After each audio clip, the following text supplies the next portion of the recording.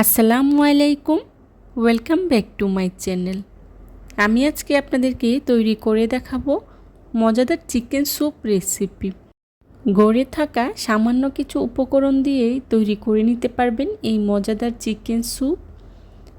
আমি আজকে আপনাদের সাথে খুবই সহজভাবে এই রেসিপিটি শেয়ার করেছি। আশা করছি আমার আজকের এই রেসিপিটি আপনাদের কাছে খুবই ভালো লাগবে। যদি ভালো লাগে তাহলে অবশ্যই একটি লাইক দিয়ে পুরো ভিডিওটি কন্টিনিউ করবেন প্লিজ। চলুন তাহলে জেনে নেই কিভাবে তৈরি করতে হয় এই মজাদার চিকেন স্যুপ রেসিপিটি। মজাদার চিকেন স্যুপ রেসিপি তৈরি করার জন্যে প্রথমে আমি এখানে দুটি বাটি নিয়েছি। এখন একটি বাটিতে নিয়ে নিচ্ছি কর্নফ্লাওয়ার 2 টেবিল চামচ, আর অন্য একটি বাটিতে নিয়ে নিচ্ছি ডিম 1টি। এখন কর্নফ্লাওয়ারগুলোকে আমি 1/3 কাপ পানি দিয়ে খুব ভালো করে গুলিয়ে নেব, আর ডিমটাকেও আমি খুব ভালো করে ফাটিয়ে নেব। তারপর এক সাইডে রেখে দেব। এখন চিকেন স্যুপ তৈরি করার জন্যে প্রথমে আমি চিকেন স্টক তৈরি করে নিব। চিকেন স্টক তৈরি করার জন্যে প্রথমে চুলায় একটি প্যান বসিয়ে দিয়ে দিচ্ছি মুরগির মাংস 250 গ্রাম।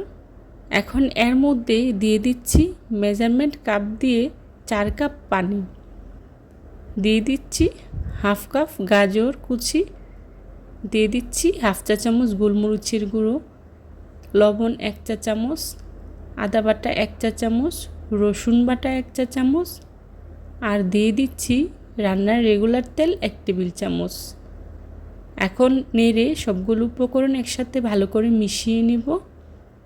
তারপর ঢাকনা দিয়ে ঢেকে 15 মিনিট সিদ্ধ করে নেব। ফিরে এলাম 15 মিনিট পর।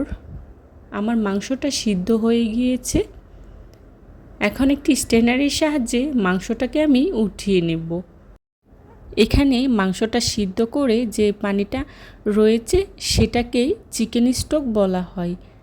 আমি আজকে এই চিকেন স্টক দিয়েই চিকেন স্যুপ তৈরি করে নেব। মাংসটাকে আমি ভালো করে ছিঁড়ে নিয়েছি।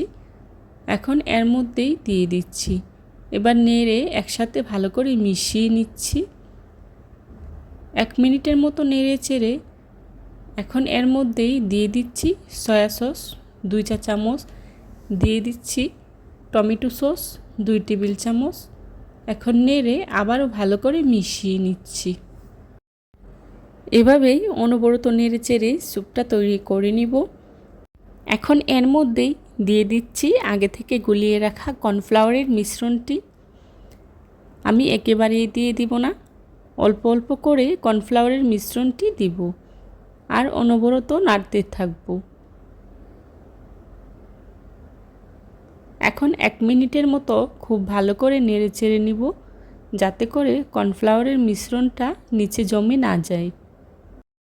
এই চিকেন স্যুপটা খেতে এতটাই মজার হয়, রেস্টুরেন্টের স্বাদকেও হার মানায়। আপনারা চাইলে এখানে বাজারে কিনতে যে স্যুপের প্যাকেটগুলো পাওয়া যায় সেগুলা 1 প্যাকেট দিতে পারেন, তাহলে স্যুপের স্বাদটা অনেকটাই বেড়ে যায়। আমি বাসায় সবসময় এভাবে রান্না করি, তবে আমি আজকে ব্যবহার করিনি। স্যুপটা অনেকটাই ঘন হয়ে এসেছে।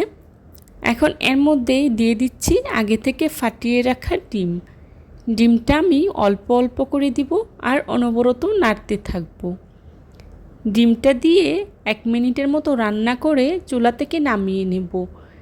ডিমটা সিদ্ধ হতে যতক্ষণ সময় লাগবে ততক্ষণই রান্না করে নেব, না হলে ডিমটা শক্ত হয়ে যাবে, খেতে ভালো লাগবে না, লাবারের মতো লাগবে। ডিমটা পুরোপুরি সিদ্ধ হয়ে গিয়েছে। এখন এর মধ্যেই দিয়ে দিচ্ছি কাঁচামরিচ কুচি কয়েকটি। এবার চুলাটা বন্ধ করে দেব। চুলাটা বন্ধ করে নেড়ে নিচ্ছি। এখন এর মধ্যেই দিয়ে দিচ্ছি লেবুর রস। লেবুর রসটা দিলে স্যুপটা খেতে খুবই ভালো লাগে, আলাদা একটা ফ্লেভার আসে। আমার রান্নাটা হয়ে গিয়েছে। দেখুন আমার স্যুপটা কতটা সুন্দর হয়েছে। এবার চুলা থেকে নামিয়ে পরিবেশন করব। চেষ্টা করেছি বরাবরের মতো আমার আজকের রেসিপিটিও আপনাদের সাথে খুবই সহজভাবে শেয়ার করার জন্যে। আশা করছি আপনাদের কাছে খুবই ভালো লাগবে। যদি ভালো লাগে তাহলে অবশ্যই লাইক, কমেন্ট, শেয়ার এবং সাবস্ক্রাইব করে পাশে থাকা বেল আইকনটি অন করে দিবেন, যাতে করে আমি ভিডিও ছাড়ার সাথে সাথে আপনাদের কাছে নোটিফিকেশন পৌঁছে যায়। আপনাদের একটি লাইক এবং একটি কমেন্টস আমাকে নতুন নতুন কন্টেন্ট তৈরি করতে অনেক অনুপ্রাণিত করে। দেখুন আমার স্যুপের ঘনত্বটা কতটা পরিমাণে ঘন হয়েছে। এর চেয়ে বেশি ঘন বা এর চেয়ে বেশি পাতলা হলে স্যুপটা খেতে ভালো লাগে না। আমার কাছে এই টাইপেরই খুবই ভালো লাগে। আমি একটি সার্ভিং প্লেটে সার্ভ করে নিচ্ছি। রেসিপি ভালো লাগলে বাসায় একবার হলেও ট্রাই করে দেখবেন, আর কেমন হয়েছে আমাকে কমেন্টস করে জানাবেন। যারা আমার চ্যানেলে নতুন, আমার ভিডিওটি আজকে প্রথম দেখছেন, আমার চ্যানেলটি সাবস্ক্রাইব করে আমার পাশে থাকবেন প্লিজ। আর আমার পুরনো বন্ধুদেরকে জানাই অসংখ্য ধন্যবাদ। এ ধরনের সব ঘরোয়া এবং মজার মজার রেসিপি পেতে আমার চ্যানেলটি ভিজিট করে আসবেন প্লিজ। আমি যেভাবে বাসায় স্যুপ রান্না করি চেষ্টা করেছি সেভাবেই আপনাদের সাথে আজকের এই রেসিপিটি শেয়ার করার জন্যে। আশা করছি আমার রেসিপিটি আপনাদের কাছে খুবই ভালো লাগবে। ভালো লাগলে আমার পরবর্তী রেসিপি দেখার আমন্ত্রণ রইল। যারা আমার ভিডিওটি ফেসবুক পেজ থেকে দেখছেন অবশ্যই আমার ফেসবুক পেজটি ফলো করে একটি লাইক দিয়ে আসবেন প্লিজ। যারা এতক্ষণ ধৈর্য সহকারে আমার ভিডিওটি দেখেছেন তাদেরকে জানাই অসংখ্য ধন্যবাদ।